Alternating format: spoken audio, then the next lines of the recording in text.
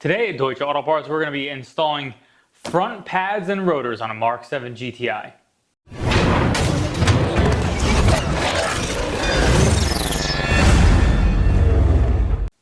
Okay, so before we get into our install, I want to talk a little bit about what we're installing and why we're doing it, and some of the options that we offer on our site.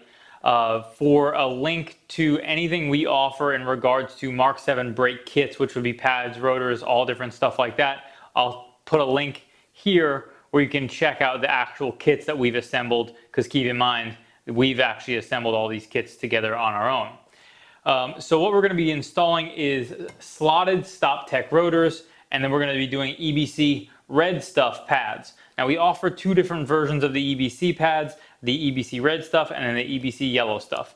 The main difference you're going to find on EBC red versus yellow is red are for street use and yellow is really more for track use, can be used on street, but they're a pretty aggressive brake pad and shouldn't generally be used for street use just because of some of the characteristics of what track pads are really intended for.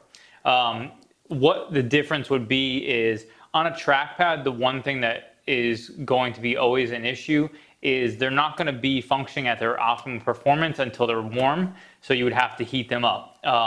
They would also tend to be more likely to squeal under colder conditions, which may not be something that you're going to want on a daily drive car.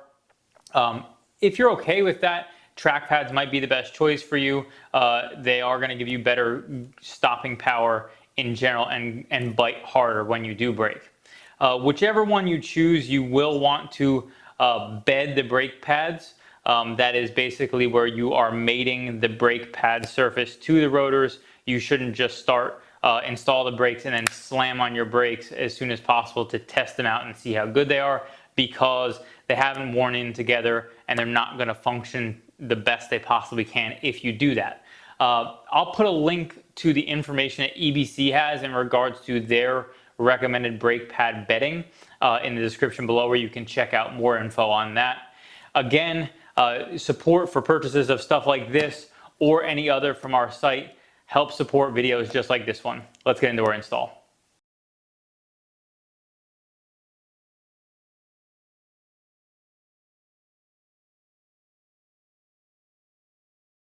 Okay, so before we get into our install, I want to take a quick note. Before I start, what I like to do is actually remove this brake reservoir cap, because we're going to be compressing the piston and there's a lot of pressure in the system. So removing that should allow it to compress a little bit easier during our install. Okay, so to start with our install, we're going to be removing our wheels.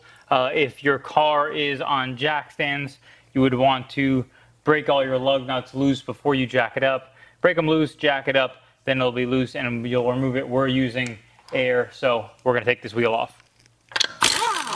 As always with any VW and Audi, when you get to the last lug nut, you're always going to want to hold the wheel, because unlike if you're used to vehicles with studs, the wheel is just going to fall off. So you will want to hold on to the wheel, take it off, and then we can grab our bolt and pull our wheel off. Okay, so here we are at the back of the caliper. We have to remove this to access our pads and rotors. So we're going to start by removing that. This is a 13 millimeter nut, or you can use a T45 Torx. 13 is probably going to be more accessible for most people and easier and less likely to strip. So we can start by breaking it loose. And if you take a look, now that we've broken it loose, you see that it's just spinning right here. And so we're going to need to use a wrench. Now, what I've found is all of my wrenches are actually too wide for this. There's a lip here, so you got to improvise. We have a pair of needle nose vice grips. All you're going to be doing is holding it, so it's not like it needs to be super precise. You're just trying to prevent it from moving while you're loosening this bolt.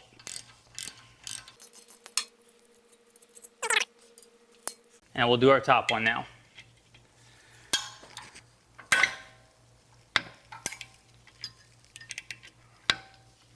Same thing, break it loose, and hold it.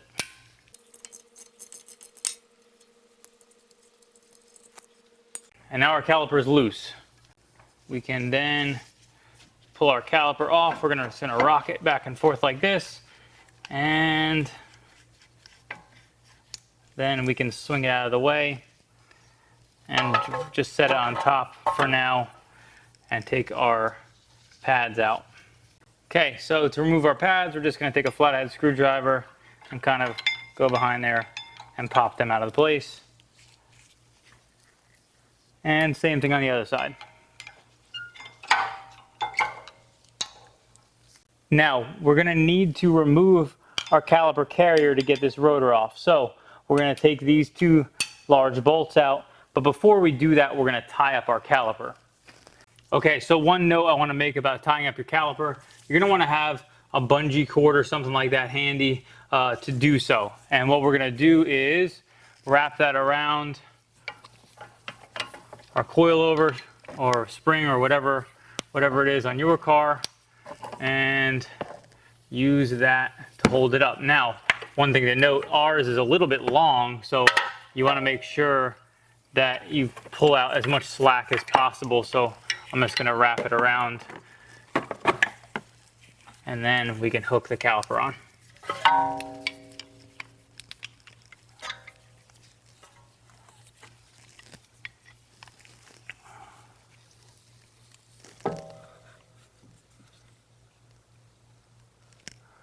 Now just make sure, obviously two things I want to make sure that you do. One, make sure there's not too much tension on the actual line itself.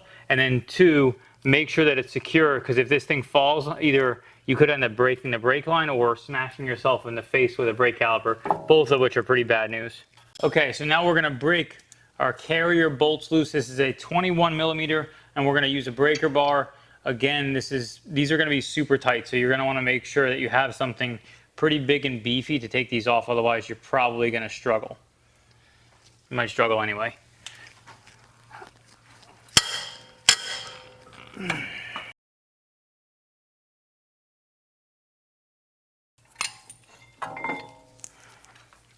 Okay, so now we're ready to take our rotor off. We have our torque set screw that holds the rotor in place, and we're going to remove that. Now, one note, this is a pretty new car, only has a little over 20,000 miles on it, but first, if you're in a rust area or if your vehicle is a little more aged, this is going to be more likely to be kind of rusted on there, and in which case you would want something like this, which is called an impact driver. You would mount your Torx bit at the end here, and then you would use a hammer to hit it, and it would knock this out of place. It shouldn't be necessary in our situation, but the thing to note is if you feel like your screw is going to strip, it likely will strip, and you'll either end up drilling it out or something of that nature if you feel like that's going to happen. So just something to be aware of, that tool does exist. As you just saw, ours came out super easy, and on a brand new car like this, it's not going to be too big of a deal. Once you do that, you can see our rotor is stuck on there pretty good. So I'm going to throw a bolt in there and grab a hammer. So once we throw our bolt in there, and we're just going to hit with a hammer. This is just to break it loose, because keep in mind, this metal to metal surface area kind of adheres to each other. So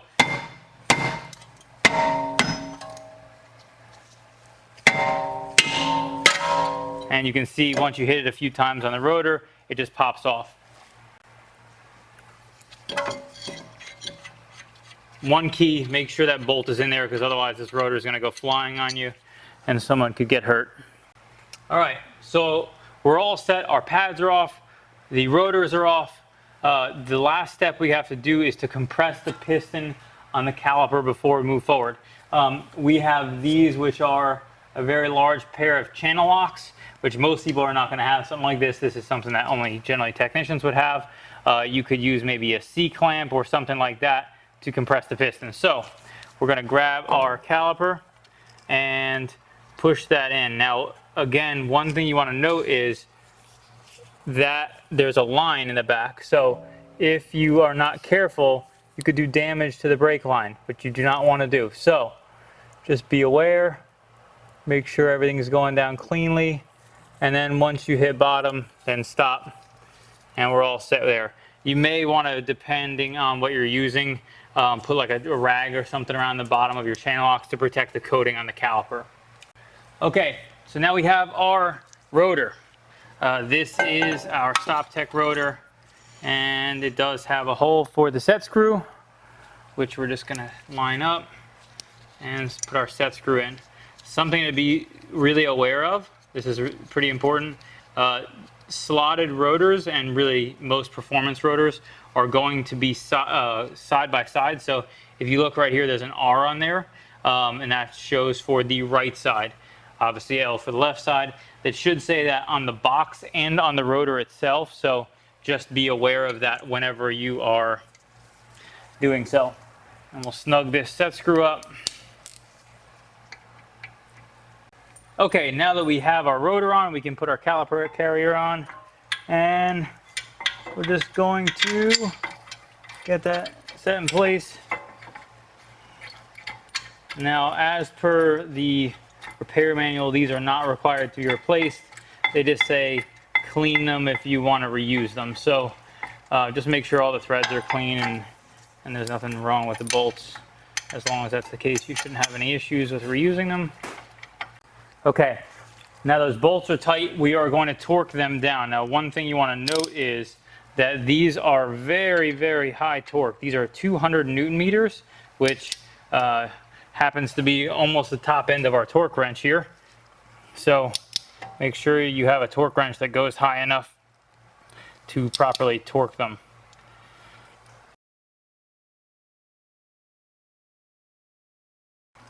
Okay, now that we've torqued our carrier bolts down, we're ready to install our brake pads.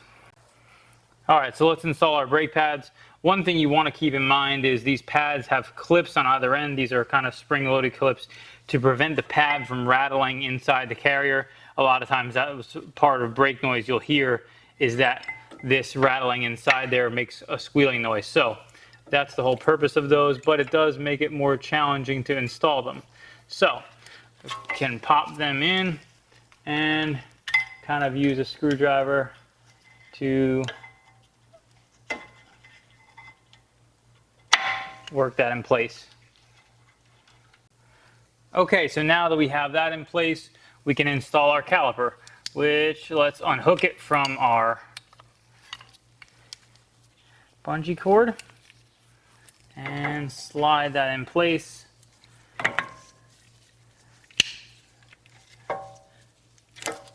All right, now that's in place, we can hold them and replace our screws here.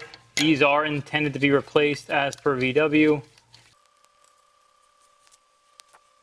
And like the others, like when we're coming off, it's going to spin, it's going to try to spin again going on. So we will need to hold it in place.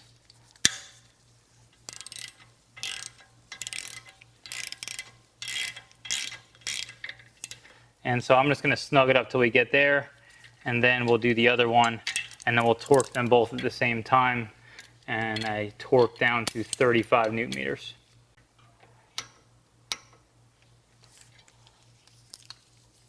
And we're all tight. Okay, so now our pads and rotors are all installed, they're all tightened up. Again, one note, we want to make sure we get our bungee cord out, because obviously we don't want that hanging around in our suspension. And then we're going to reinstall our wheels and tires. One note we did not mention is we have this tool, which is pretty handy for anybody who's looking for a little bit more of a convenient way to install wheels and tires, is a wheel stud tool. So this allows you to thread that in and then hang the wheel on there while you mount all the other bolts in. It can make your life a lot easier when you're doing this.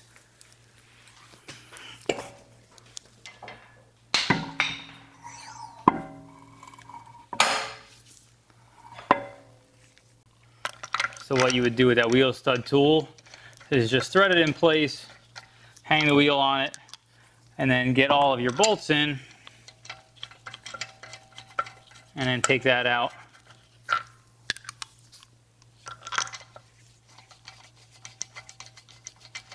I'll make sure we have a link to our wheel stud tool in the description below. We're then going to tighten our wheels and repeat the same process we did on this side on the driver's side of the vehicle.